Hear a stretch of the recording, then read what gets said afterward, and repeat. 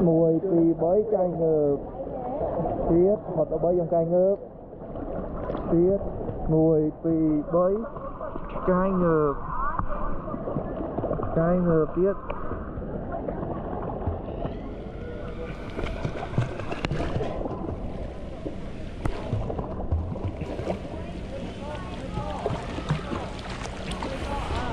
ôi bọt cố tiết lôi này